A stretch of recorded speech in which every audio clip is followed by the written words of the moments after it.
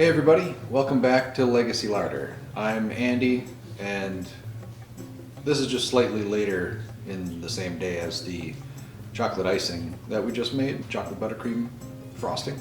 It's been super cold, it's been kind of just wintry in a not fun way, and so I wanted to make a cake, something that'll brighten things up a little bit, make the house smell good, and citrus flavors always do it for me. They really liven things up. Just make you feel a little bit like maybe we're not stuck in an eternal frozen snowscape. Eventually it'll get warm again and we'll be able to pick something off of a tree and eat it. So today we're going to make orange cake, and this is another recipe from the Irma Walker Smith cookbook, an old family book collection of recipes that I've been trying to put together and make into Legacy Larder to capture some of these older recipes from my family's cookbooks, other cookbooks that I've collected along the way, and maybe someday some recipes from you. So let's begin. We are going to start off with flour. The flour for this cake must be sifted and spooned gently into the measuring cup. We don't want to pack it in.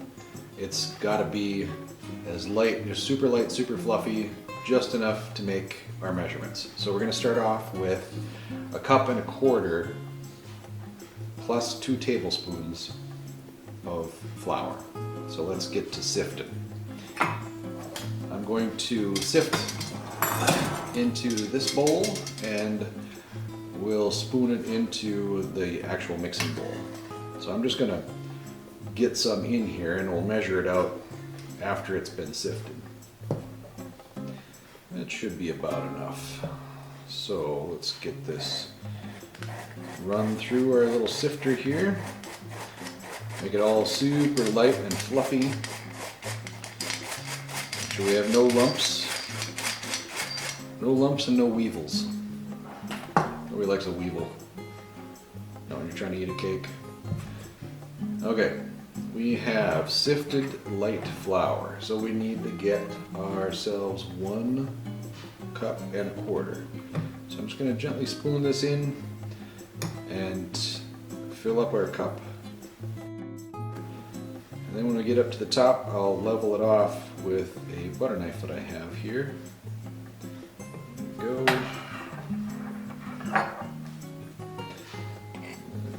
Get it level. Okay, that's perfect. 1 cup and 1/4.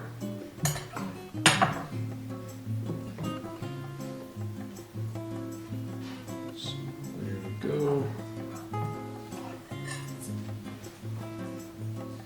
Oh, I'm sorry, it's actually 1 3/4 cup. So there's 1/4. Got my recipe wrong. And 2/4.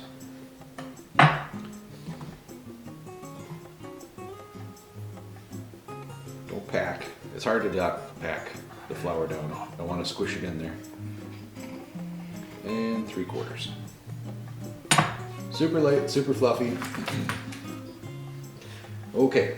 Oh, and 2 tablespoons extra. I have my measuring spoons here. 1 and 2. Okay, there. That for real now is all the flour that we need.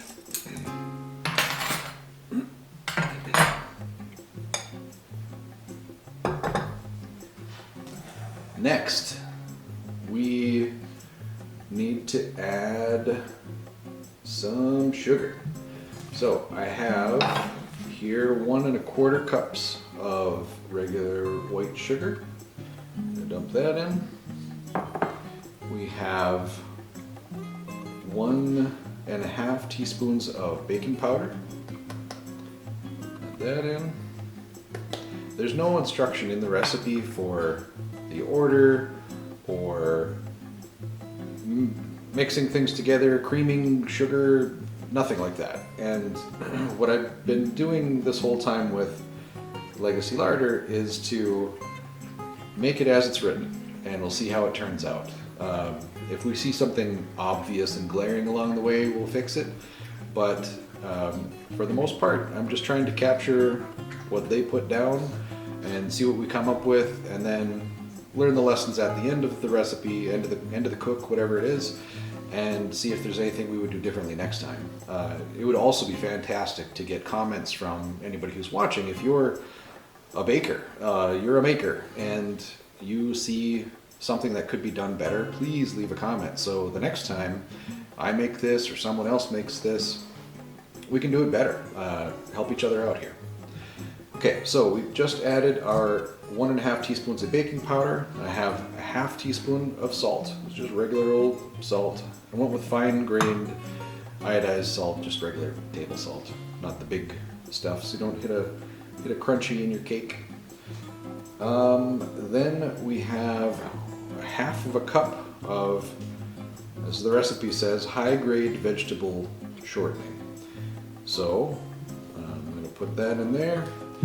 This is not, there are some vegetable shortenings that you may see in your grocery that are flavored like butter. This is not that. This is just regular old vegetable shortening, high-grade vegetable shortening. All right. So now we need to add the grated rind from one orange and the juice from this orange plus a bit of water. So let's get the rind put in here first.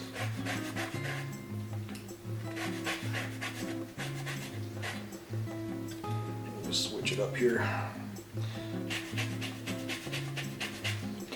When you're using these little graters, they sand off the rind really, really nicely.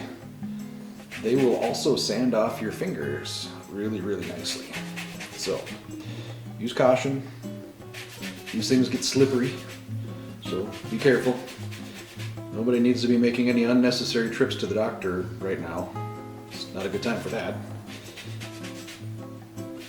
Oh, I love the smell of orange. It's just fantastic. Orange and lemon. If you haven't tried out the lemon pie with meringue crust, it was, I think, one of the first videos I put out. You have not lived.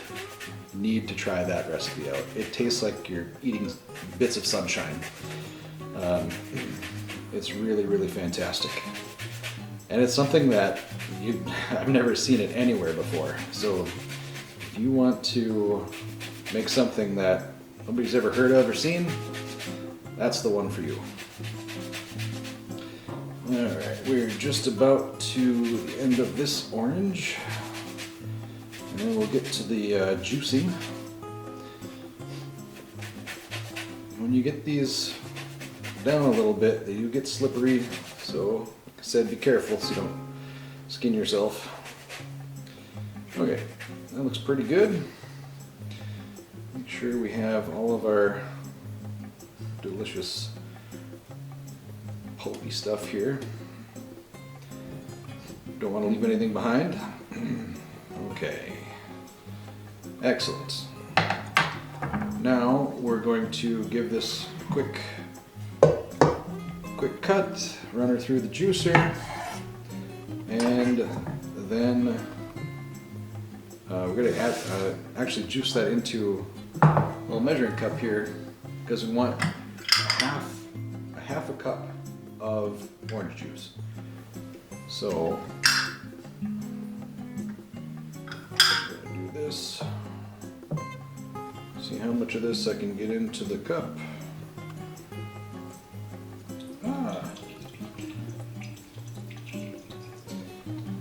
I needed apparently a larger juicer. Try to stuff this in there a little better. Okay.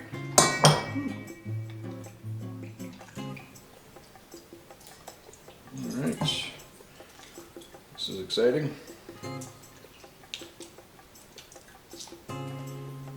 Alright, maybe that's about dead. Yeah. Okay, we'll call that one good. And try the other half here. Just do a little bit of this by hand.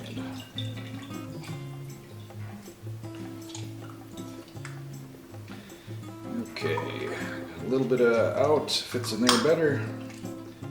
Do the last squish.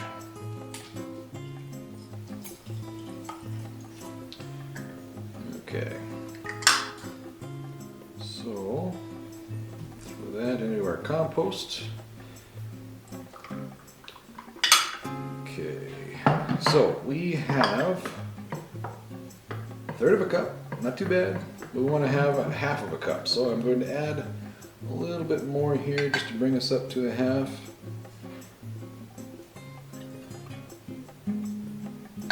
There we go. 1/2 cup of orange juice, fresh squeezed. That goes in, and the last ingredient here are 2 room temperature eggs, not beaten. So these are fresh squeezed this morning from our backyard flock. And I'm just gonna crack them into a separate bowl here, make sure I don't lose any or get any eggshells, or sometimes the egg itself doesn't look that appealing. So it's good to be able to check it out before you commit. There we go, 2 fine looking eggs. All right, now we have our cake batter pre-stirred, and the recipe calls for beat vigorously with a spoon for 4 minutes by clock or 150 strokes. So I'm going to try to count, and we'll see how it works out. I'm going to try to count to 150 while beating this vigorously with a spoon. So let's see how it goes. Alright, I got my spoon. I'll try to get this kind of mixed a little bit first so I don't throw flour all over myself. Okay, I'm not going to count these with the 150. Okay, see how it goes here.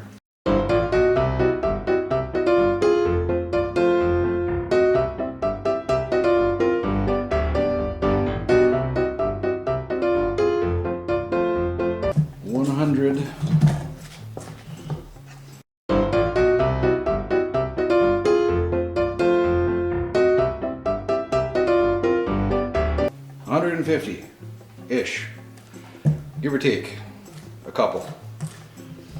There are still, must be okay, there's still, I see little bits of shortening in here. So those must be okay. We'll cook it as stated. Just gonna clean off my spoon a bit here so we don't leave any of this deliciousness behind. It smells so good. Oh, orangey and bright. If this doesn't pick your lips up on a cold winter day, I don't know what would. Beautiful. Okay, we have our batter, and this, it's actually not called orange cake. This is orange loaf. And being called orange loaf, it's made in a bread loaf pan. So I've got that here, prepared as recipe requested with parchment paper. It doesn't say parchment paper, it just says paper. I'm making not too much of a leap in thinking it's probably parchment paper. So we have our parchment in there to keep it all nice and sticking to the pan. I actually buttered the pan first and then cut my pieces. So then you can press them in there, it sticks to the sides, and you don't end up fighting your parchment paper and just having a frustrating time. Okay, so we're going to get our batter in here. It looks beautiful. The oven is preheated to 350, or a moderate oven, and this will bake for about an hour. 60 to 65 minutes is our stated goal. So we are going to do that. We'll start off with 60, see how things look, do the old trick of poking a toothpick or a skewer into the center. If it comes out clean, we're good to go. If it's still a little wet, we'll cook it a little longer. Okay, we have our orange loaf right here, and it looks and smells phenomenal. So this goes in the oven. Meet you back here at 60. Okay, I just took this out of the oven a moment ago. It took exactly 60 minutes, 1 hour bake at 350 degrees, and it smells absolutely out of this world. I don't think I'm going to put that frosting that I made earlier on this. I thought it was going to be something different. I think the frosting might just be sweet overkill. So I'm gonna get this taken out of the pan and we'll let it cool down a bit. Have a taste. You can always put frosting on it later. Actually, I don't need that. Just lift right up. Ooh. All right. Thank you, parchment paper. We'll let this cool. Oh my gosh, it's beautiful. It is perfectly browned all around. It's the parchment paper and the shortening, I'm sure. No small contribution from the shortening. And let's see here. Just gently do this like that. Okay, we'll let it sit.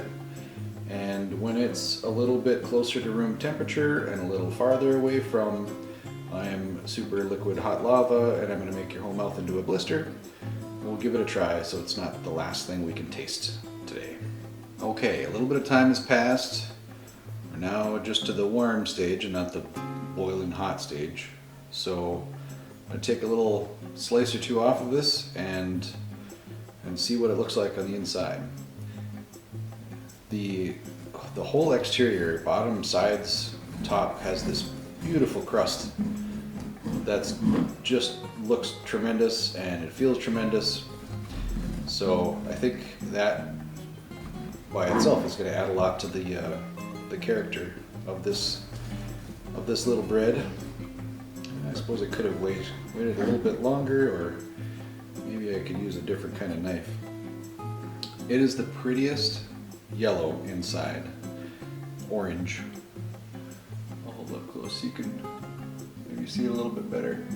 But it is just gorgeous. You can see all the little flecks of rind that we put in there. I'm going to get a bit of butter. And actually, I'm going to not have butter right away. I just want to try this. So.